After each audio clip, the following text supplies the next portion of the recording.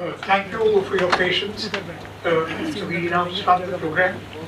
So welcome to you all on behalf of the India International Center to an in-conversation with Neelanjana Banerjee and myself, Suhas Borker, will be conversing with General Manoj Naravane, the former Chief of the Army Staff, the Indian Army.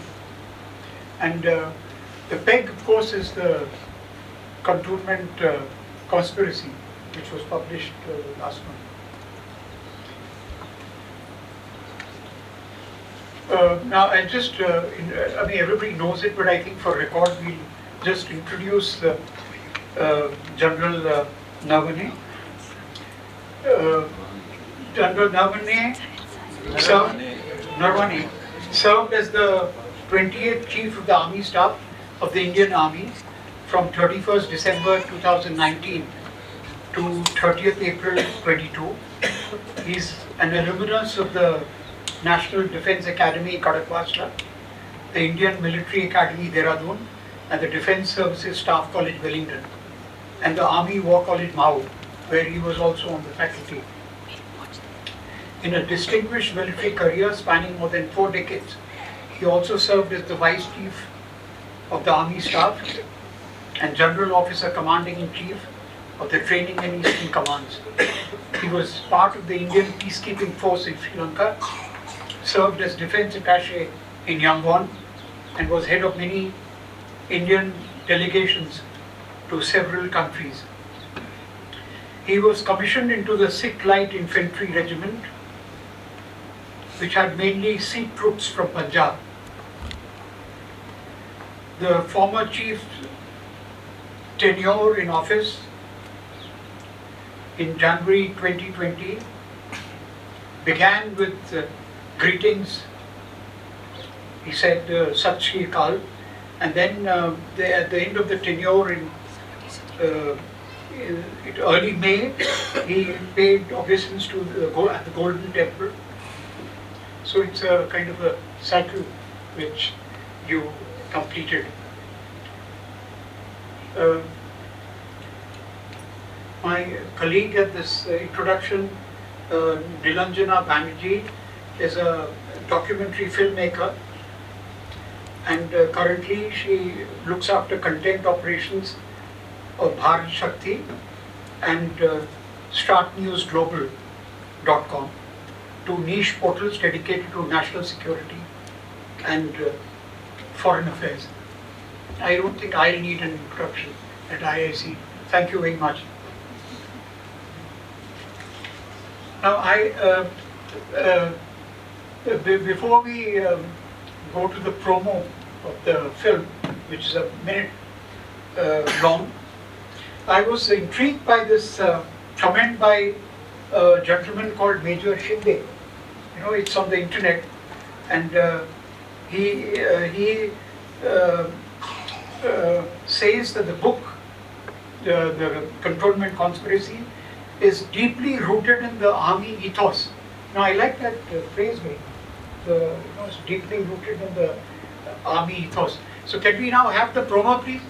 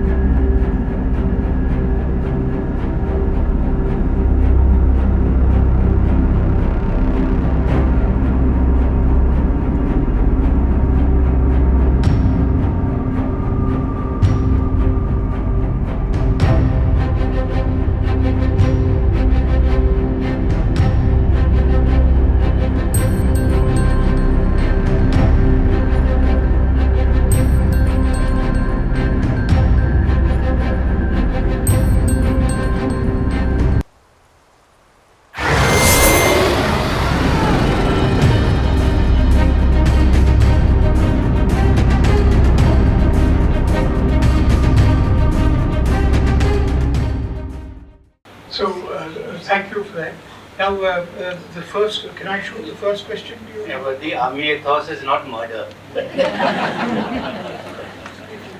So, how did you become a storyteller from being a soldier? I think all of us have a story inside us, and definitely during the course of our careers, wherever it might have been, all of us must have spun a tall tale or two, especially to our superiors, and trying to get out of awkward situations. So the transition to becoming a storyteller was just an extension of all the good stories I've been telling throughout my life. Just one more question before Neelanjana takes over. The earlier book, 4 Stars of Destiny, is still under review. Now, did that give an opportunity to you to turn into fiction? No, not really. That book, as you said, is still under review, and I'm very hopeful that in the fullness of time, it will come out sometime or the other.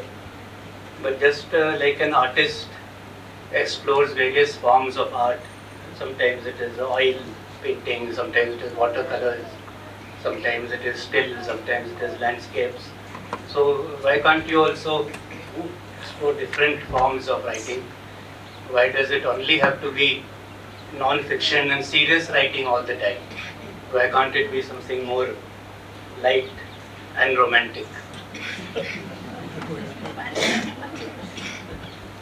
Thank you for giving me that opening with romantic. We will talk about the romance in the film, in the book. The most difficult thing about asking questions to the writer of a thriller is, asking questions without giving away the plot. Because I've read the book, and so my first question is, while you were writing it, was the plot already in your head? Did you already know the answer to the whodunit, or did it evolve as you were writing? The broad plot of a murder mystery was there in the head, but who the culprit is going to be, that sort of evolved as I kept writing, as the views which I was gathering through the book became clearer. Then it sort of veered from one person or character to the other to a third.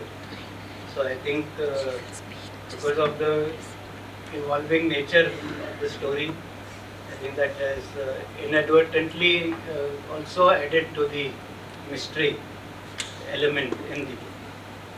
So wasn't this a challenge for you, because the book talks of events that have happened in the past? So managing that timeline and giving that logic to both the timelines, how much of a challenge was that for you? Yeah, well, that's a very good question, and of course, when you write a book, it goes through so many people. You have your editor, your copy editor, and in fact, the copy editor from Penguin who was assigned to me, Ralph, who also happens to be from Pune, a good guy. All Pune guys are good, So, in fact, he is the one, when I wrote the book, obviously you write one chapter sometime, you write another chapter some weeks later. Your timelines are not always the same. So, in fact, as part of the proofreading that he did, he brought out the mistakes in the timeline. That if this has happened 15 years ago and this is happening today, then that person who was 8 years old then cannot be 30 years now. He can only be 22. Those kind of things. So I had to shift the timelines aage piche to make it sound logical. And not only the chronological timeline, but also how the timeline affects the service aspect. If a person was a young officer 5 years or when that event has happened, and now you are talking about 15 years later, what rank would he be at today? And does it aspect. So that aspect also had to be taken care of. So there were multiple factors to play, and I think that took up most of my time to get the timeline correct. But it is not just the timeline of the plot, but also each of the characters was involved in the book, right from the commandant to the young officer. Right. Before I hand over to Suhas ji, I just want to ask you, you know, the cantonment life that you have talked about and the peripheral, you know, the villagers and the relationship between the officers and the villagers, how much of your own experiences have you drawn into this book? The cantonment life, of course, we've always spent life in military cantonments and garrisons, both in peace areas and field areas. So that is something which is very inherent in our careers. Interaction with villagers also we do have, especially when we are in the field areas where we are actually sitting in the villagers' fields. So obviously we know what are their likes, dislikes, the way they react to certain situations. So that all the experiences that I've had in some way or the other do emerge in the pages of the book.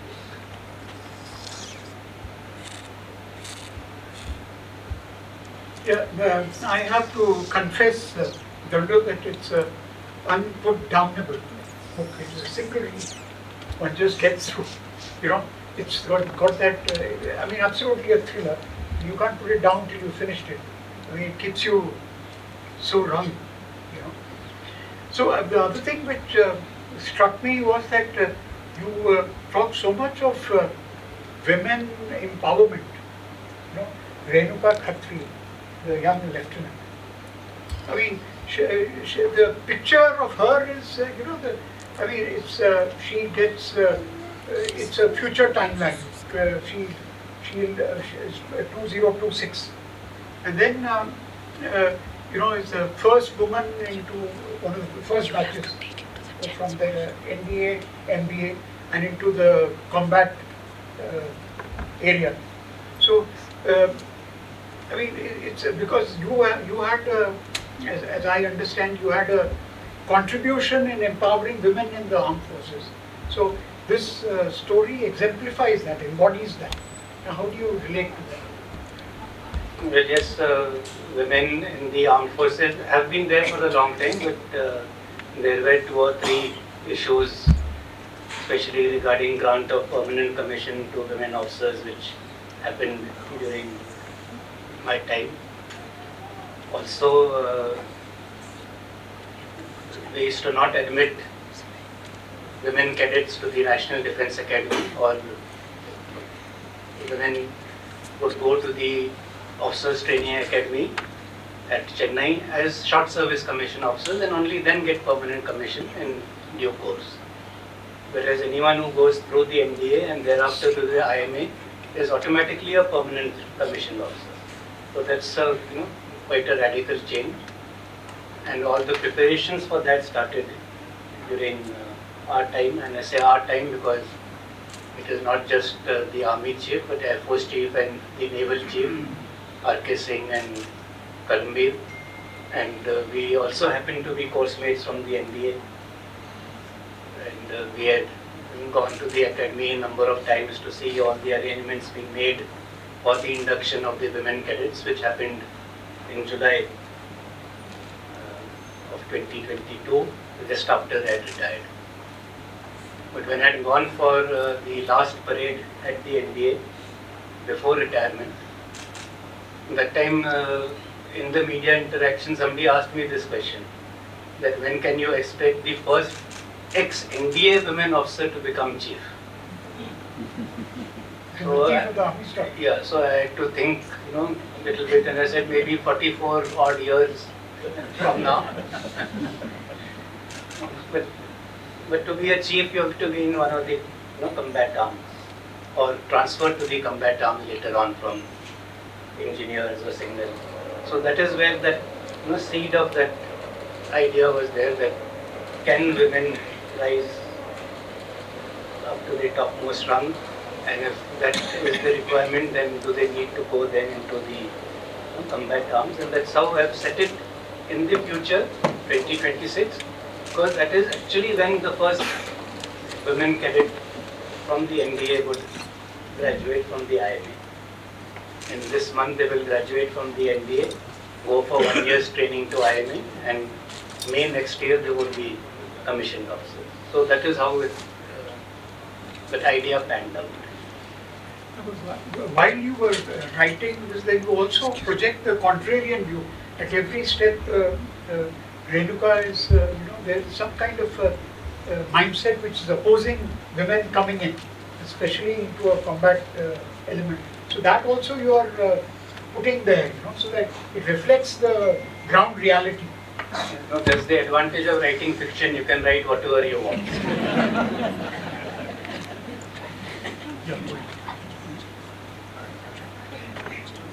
And with no accountability. Wow.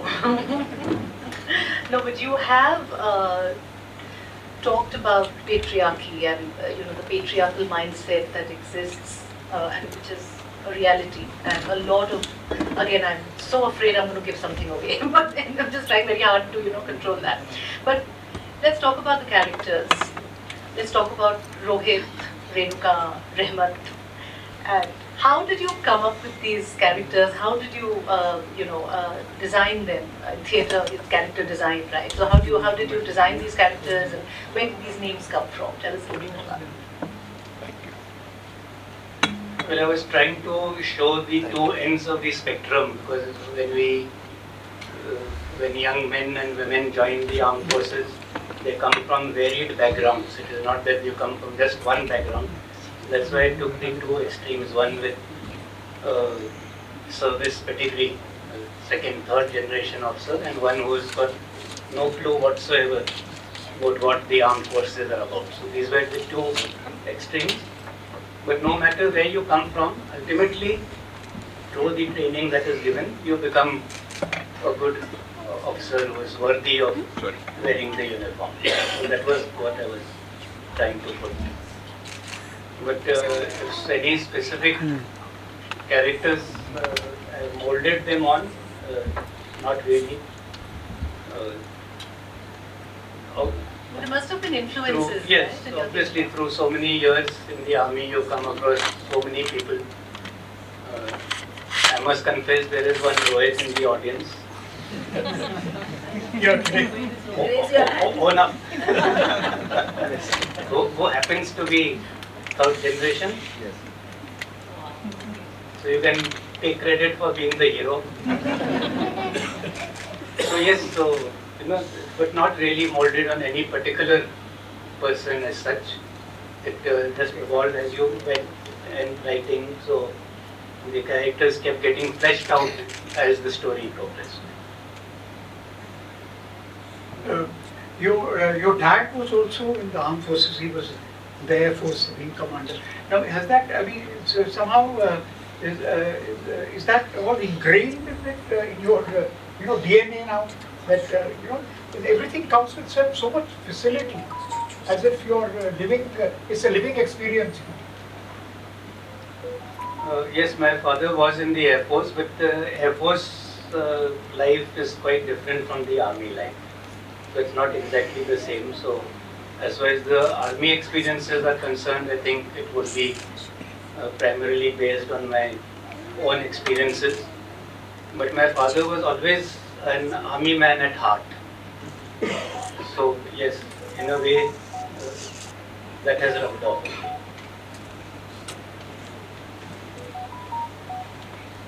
I want to talk about one more issue that came across while I was reading the book, and that is the issue of institutional secrecy. Like we said, besides patriarchy, institutional secrecy is something that was very prominent. So, have you actually tried to send a message out through your book that yes, this does exist and that this needs to be highlighted? Was it deliberately done? The honor and izzat of the regiment is something that we hold very high and dear to our hearts.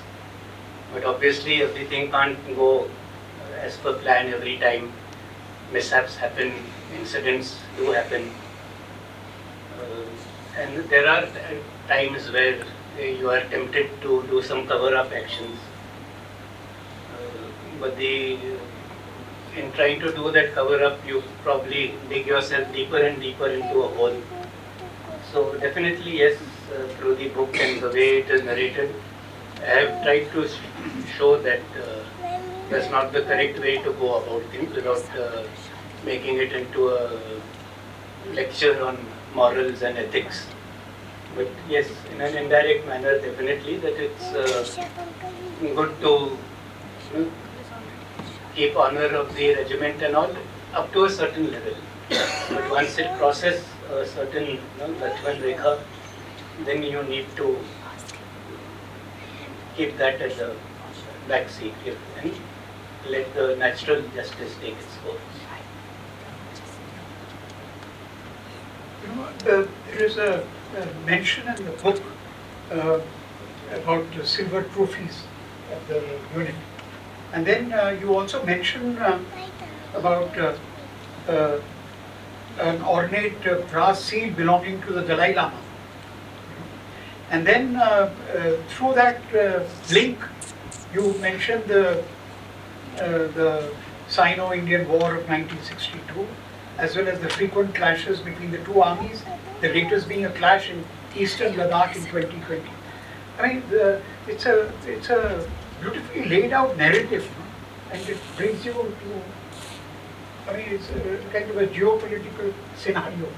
So, and then also a few pages later, there is a discussion between the officers, and it comes out, what do you think of the situation in Bangladesh? Asked the commandant. And it took a while for Rohit to realize the question was addressed to him.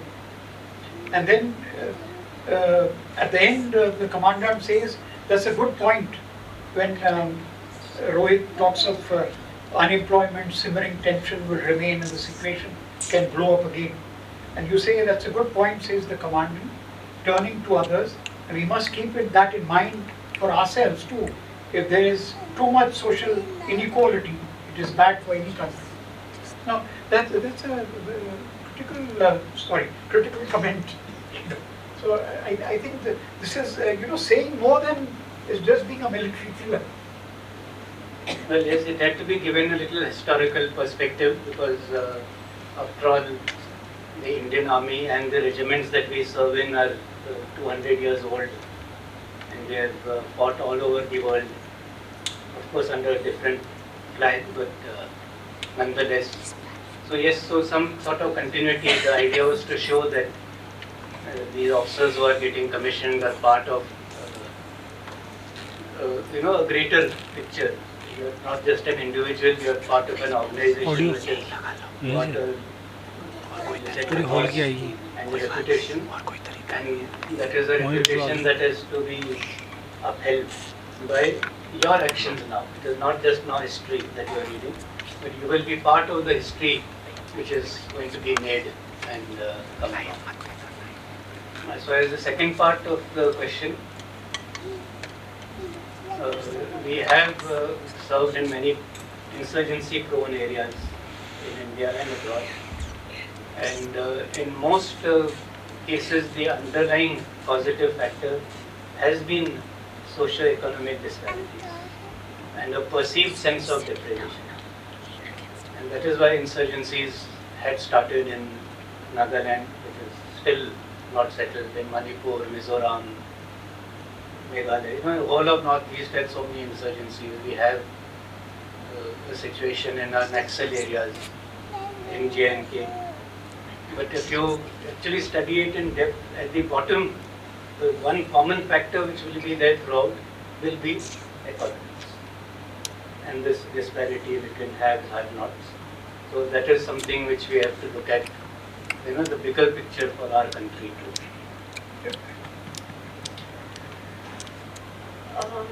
You have written a military fiction, and we just started this entire conversation by talking about how everybody only writes serious books. Do you think this book will, enable the masses to understand the workings of the forces and understand the problems, the ethical dilemmas that they face. Because my understanding was, of course, as Suhas ji mentioned, army ethos, and the review also talks about army ethos. Each of the characters have this innate humanness in them. They're very ordinary human beings who have experienced love, loss, despair, and they come across these issues also. Sometimes we look at soldiers very differently. So do you think was that very deliberate to bring that message across, that they are also people who face dilemmas, they are also people who experience love and loss through this thriller? Yes, it's a very valid and very pertinent observation that more often than not, when you see a uniformed person, you only see the uniform and the organization that he represents. You also forget that he is a man or woman with his own likes, dislikes. He is also a husband, a brother, a lover, a father. So many roles that every individual. But we tend only to see that uniform and tend to disregard all these other things. So yes, definitely I've tried to portray that part. As also a little bit about the workings of the army in a small garrison town, how life unfolds, the army routine. And without wanting to compare myself to very established authors, but yes, the books like Hotel or Airport written by Arthur Haley, when you read those books, you do come to know the workings of a hotel or workings of an airport in all its facets. So yes, in a way, through this book, the general public who would not otherwise have picked up a heavy tome on non-fiction about army and everything will get an idea of how the armed forces operate. So indirectly, yes, definitely. And what was the most challenging thing about writing the book? One, of course, you talked about were the timelines, which I understand it must have been a nightmare to go through. But besides that, what was the biggest challenge? I think the biggest challenge was to select the names of the characters. Because whichever name I thought of, I said, yeah, that chap is so and so. That guy is there. This guy is there. वो बुरा तो नहीं मानेगा. So getting the names right was, I think, the biggest challenge. And so finally, I did a mix and match. So the commandant's name in the book is Madan Verma. That is taken from Madan Das, who was my first CEO, and N.M. Verma, who was my second CEO. It is not pleasing or displeasing anyone. And if put to the sword, I can say actually it was not Madan, it was Verma, and vice versa. I left myself that exit route should anyone. But yes, that was the biggest thing, to get the names right. And in that too, there was. It's not that I just wrote a book offhand. I did do some reading, and that it was also mentioned that if through the name the character comes out in some way, that is possible, then why not? So that a reader associates the name and the qualities together. But I thought of that, but then I said that would give the game away. If right from the beginning, from the name itself, like if you have seen 101 Dalmatians, the villain is Cruella Devil. So right from the beginning, she is the villain. So I didn't want to give. So that's why all the names are generally nondescript, very common names, and you'll come across so many people with the same name. So it's right through, and it's typical, So, and you seem to be. I understand you were part of the regiment, the sick light, but it comes out so spontaneously, at points. and it hits you so hard. So I thought that was very interesting. Yeah, of course, you spent your whole life in a particular regiment. That definitely rubs off on you. And I've always believed that you become what your regiment is. And just as some regiments are known to be, sticklers for rules and regulations. Some are more bindas. Dekhi jao. So the officer also becomes like that. So speaking for myself, I would say that by nature I'm probably more rule bound and would probably take the safer course of action. But because I was with the Sikhs who were, more extroverted and were willing to do things and be damned of the consequences, I think I also became a little bit like that. Dekhi jao.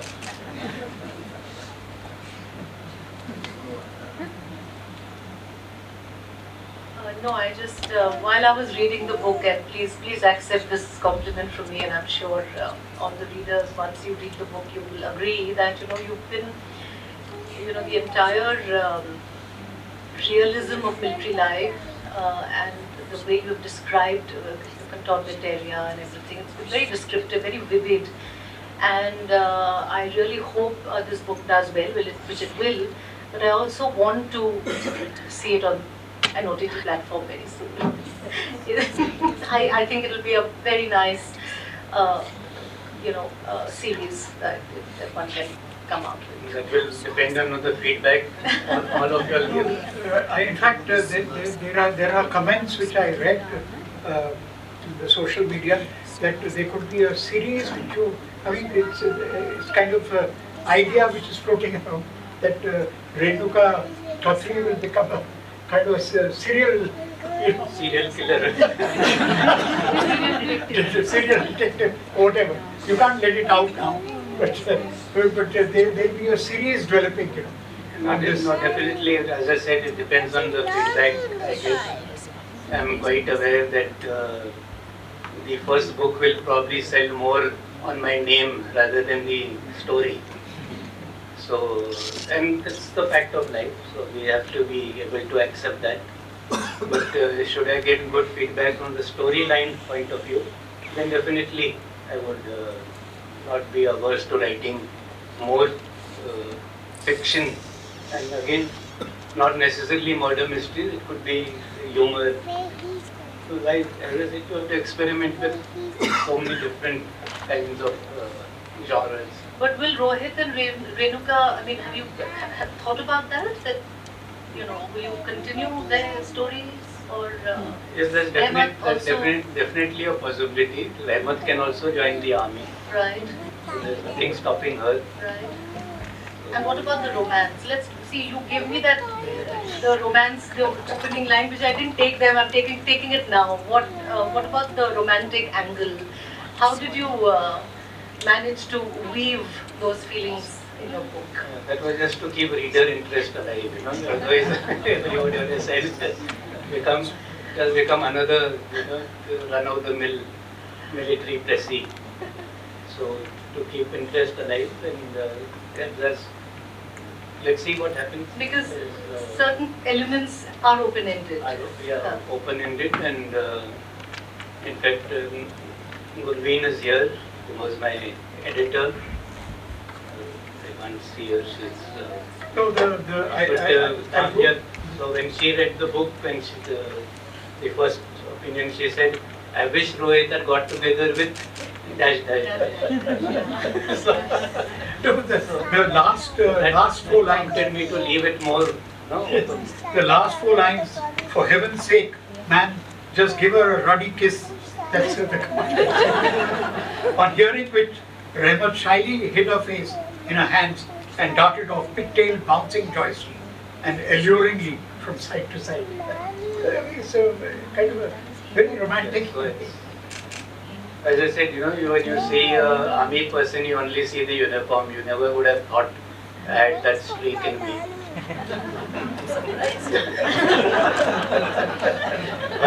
I gave you one rose once. The green rose. I'm very surprised because he doesn't have a romantic bone in him. So.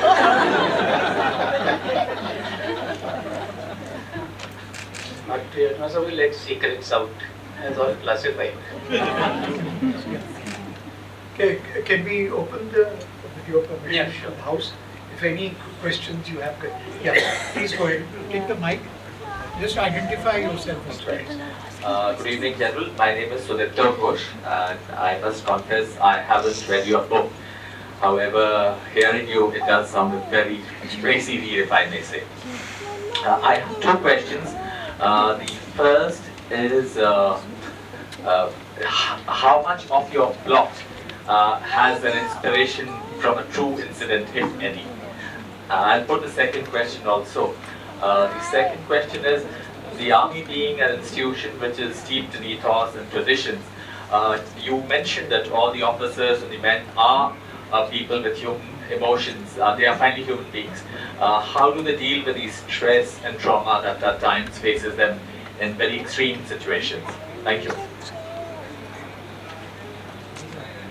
Well, the elements of the plot are definitely taken from various incidents which have happened. Of course, I have not come across any murder in a cantonment in my time, but I do remember and recollect an incident in the officers' mess where there was a party in progress and some, I think, game was on or something like that, and two officers were standing in one corner having a drink or two, and somebody must have passed a comment on somebody else, which was overheard by the commandant.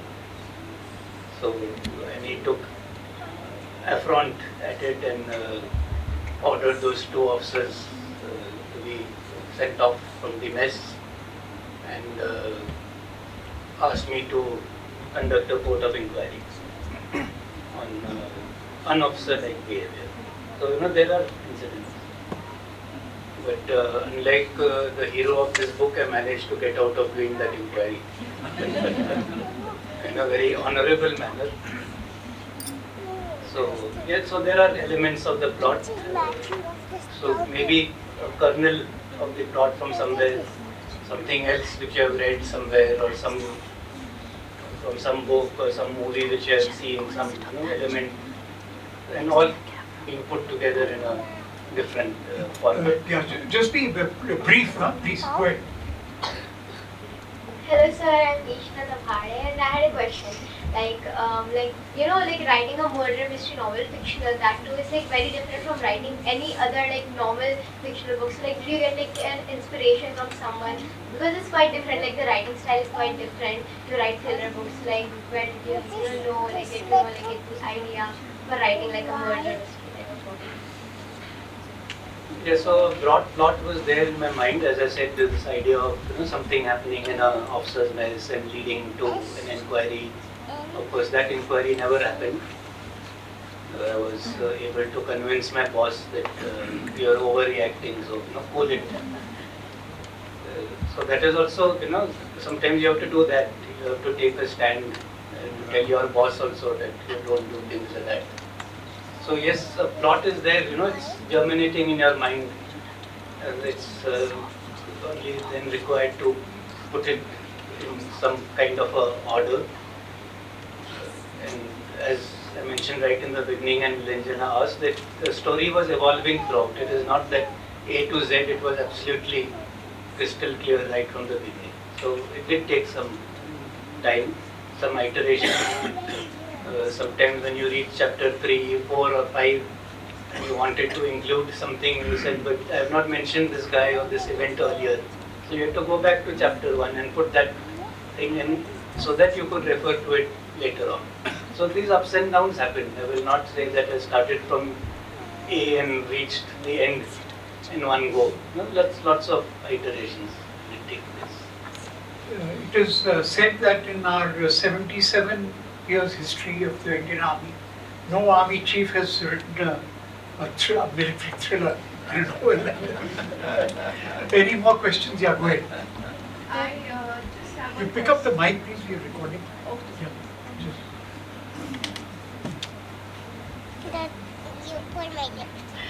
Good evening, my name is Soumya, and I wanted to know from Manoj Naravane that when you were writing this book, did you share the draft with Mrs. Naravane?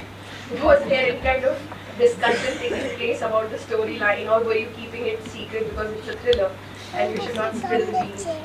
So I just wanted to know from the, That should because be she is herself very good at literary critique, so Madam. how was the process?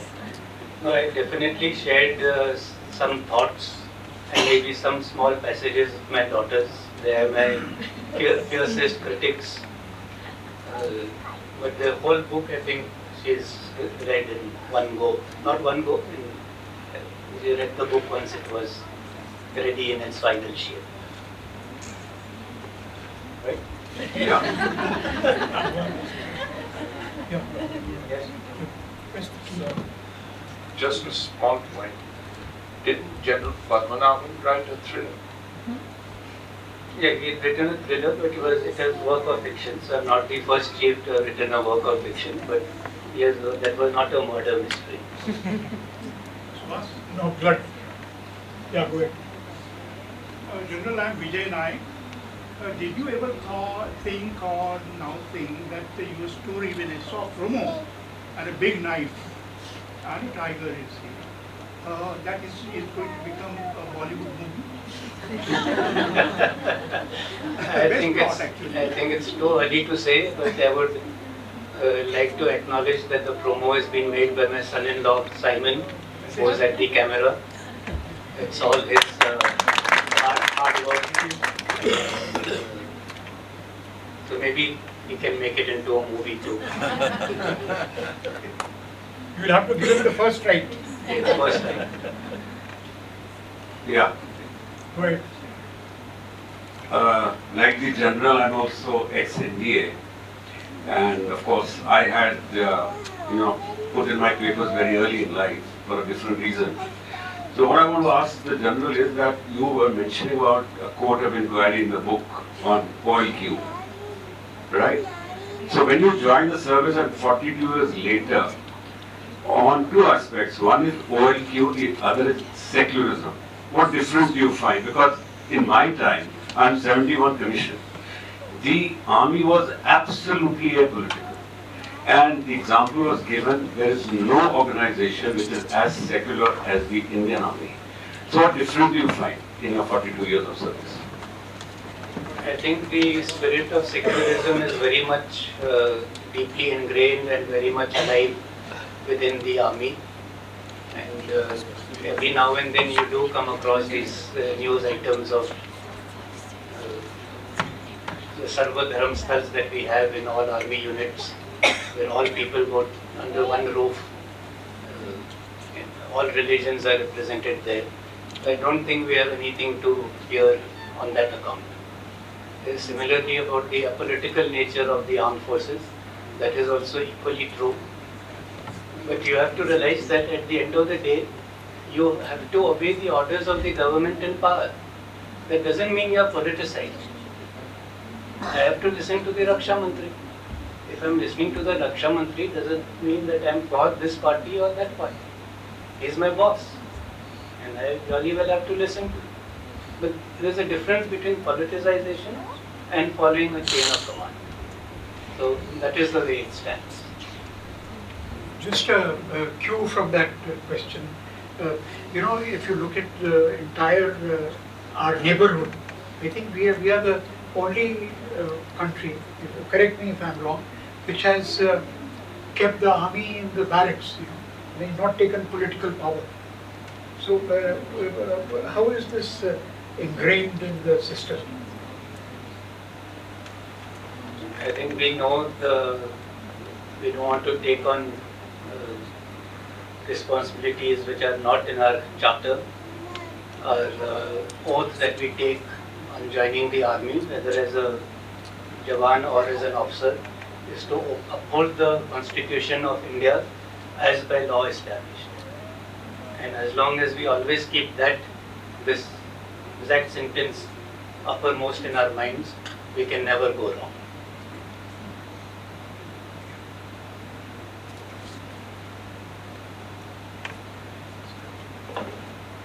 Congratulations, Stefan, first of all. So my name is Megha Rawat. The setting of the book is in a cantonment which is a very controlled space. So this, introduction of disruption between idealism and realism, how much of it is a, let's say, comment on the fragility of the institution? Or is it a comment? No, see, we are part of society. We are not, we come from society. We are in the armed forces. We wear uniform for a certain period of time, whether 10, 15, 20 years, and we go back to society. So we are not some pariah. We are part of the greater whole, and the values that we get into the armed forces are also what we are there existing in society at large. And it's only that through the training that we get, and somebody mentioned the officer-like qualities which are ingrained into us. So the armed forces may be a notch higher than the entire society at large, but we are no different from anyone else. So I don't think there is any fragility of the institution as such. But definitely we have also changed with the times. What we were, and when I say we were, I mean the armed forces and the Indian society 40, 50 years ago is not the same as what it is today. And therefore we also have to change with the times. Yeah, I am Venugopal, a member of the IAC. You rightly mentioned about Arthur Haley. We learned so much about how about the industry or automobile industry. In your case, 4 decades you are right in there. You didn't have to do research how the army is. So do you think this book will motivate youngsters who read it to join the army? Well, I didn't write it from that particular point of view. But yes, I think the way the characters play out, Rohit and Renuka, the way they react to different situations, keeping the army way of life in mind. On one side, somebody is willing to subject himself to discipline, even if unjustly accused. On the other side, somebody is fighting injustice. So all these are characters which I think are not just for the armed forces, but it should apply to us as a society at large. But yes, through the book and through the events as they unfold and the way of life that is being depicted, yes, I think people might be motivated to join the armed forces, but not just by a book alone. I've always said that the armed forces are not for everyone, unless it is a way of life, and unless it is really coming from your heart, you should not join the armed forces, and definitely not under peer pressure or parental pressure. You really have to like it to be ready to go and sit in swamp infested places with mosquitoes biting you all the time, and snakes slithering over your legs. So it's not for everyone. But I think that the book will, how Renuka's character is built, I think it will inspire a lot of young women to join the army. I mean, one line which really hit me was, "This is one feisty girl." He reflected, she is going to be quite a handful for a commanding officer. It's such a deeply touching line. Yes, all youngsters are, headaches, pain in the necks for their commanding officers, whether men or women. Yeah, right. General, I have a question that your book, your memoir is in the limbo for last 2 years. Do you think the government is on good grounds to hold it in abeyance? Or do you think that it is a very malevolent policy of the government to not allow a general to speak out his mind? No, I think it is maturing, like aged wine. The longer it's there, it will become more and more vintage and then greater value. It becomes priceless. There's one question. There? Yeah, go ahead. Good evening, General. I'm Nandini. Asking from a literary point of view, there's a phrase we call military position. So did you attack this book, metaphorically speaking, with military position, or did you just let the right side of your brain, the creative side, run free? No, I don't think the literary effort is with military precision. I mentioned earlier that, there's a lot of back and forth. It is not that the idea which started in chapter 1 ended exactly the same way at the end of the book. There were ups and downs, and suddenly you realize that baat ban nahi rahi. This needs to undergo some change. So, yes, I think any work of art, whether it is writing or painting, will always have this iterative process. And military precision, let me also say that no battle plan survives the first shot. I think we'll just take 2 more questions now, so we wind up. Yeah, go ahead. Good evening, General. Sir, I want to tell you this, that your book kept me hooked with every page when I was leafing through, and I just wish that you keep writing. And I want to ask one question, that if this book gets adapted in a Netflix series or on some other platform, so as in the United States or in the United Kingdom, many army people and politicians have played themselves in their Netflix series or something. So you have that aura and charm, so would you like to play a role in this book or some other? I think if I do write a few more sequels to the book, maybe 3-4 books down the line, there could be a chief in the book. Obviously, I can't go into a book and play a brigadier. I'll have to first make a chief. There's a youngster there. Go. Yeah. My name is Shivjyoti, class 3A. I'm just telling you how to be an army officer, and the thing is, one more thing.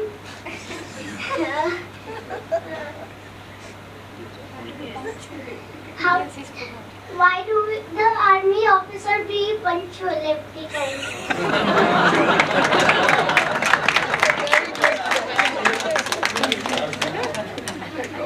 Yes, so to be army officer, you should eat lot of vegetables and play a lot of games outdoors, not only on the mobile.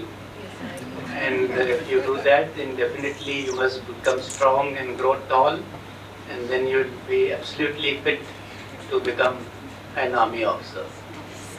And we are punctual because the training that we get makes us that way, and the penalties that we have for not being punctual are quite heavy.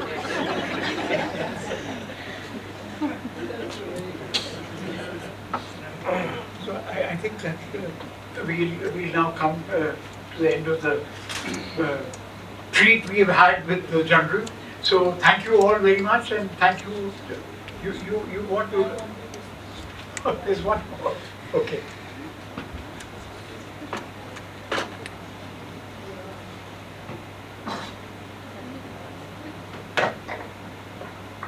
Good evening, General. I just wanted to thank you for this lovely book which you are writing. And I myself belong to an army background, and I have seen how the officers plays. Because my dada was in the army, so I have heard from him how the army officers plays in their life, posting from one place to another, then teaching and all that. Thank you very much for that comment, and thank you everyone for joining in this evening. I really enjoyed speaking to all of you. Thank you.